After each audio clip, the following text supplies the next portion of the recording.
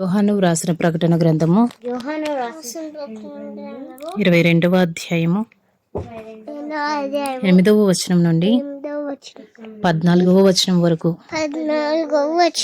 యోహానను నేను ఈ సంగతులను వినినవాడను, చూచిన వాడను.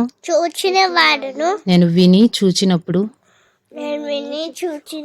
వాటిని నాకు చూపుచున్న దూత పాదముల ఎదుట నమస్కారము చేయుటకు సాగిలపడగా అతడు వద్దు సుమి, నేను నీతోను ప్రవక్తలైన నీ సహోదరులతోనూ ఈ గ్రంథమందున్న వాక్యములను గైకొను వారితోనూ సహదాసుడను దేవునికే నమస్కారం చేయమని చెప్పెను.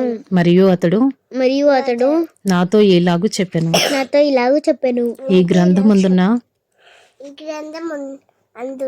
ప్రవచన వాక్యములకు ముద్ర వేయవలదు. కాలము సమీపమై ఉన్నది. అన్యాయము చేయవాడు ఇంకను అన్యాయమే చేయనిమ్ము. అపవిత్రుడైన వాడు ఇంకను అపవిత్రుడుగానే ఉండనిమ్ము. నీతిమంతుడు ఇంకను నీతిమంతుడుగానే ఉండనిమ్ము. పరిశుద్ధుడు ఇంకను పరిశుద్ధుడుగానే ఉండనిమ్ము. ఇదిగో త్వరగా వచ్చుచున్నాను. వాని క్రియ చొప్పున ప్రతి వానికి ఇచ్చుటకు నేను సిద్ధపరిచిన జీతము నా యొద్ద ఉన్నది. నేనే అల్ఫాయు ఓమెగా, మొదటివాడను కడపటివాడను, ఆదియు అంతమునై ఉన్నాను.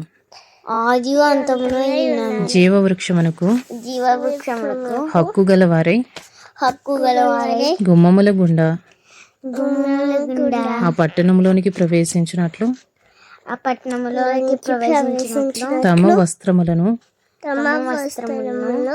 ఉదుకుకొని వారు ధన్యులు.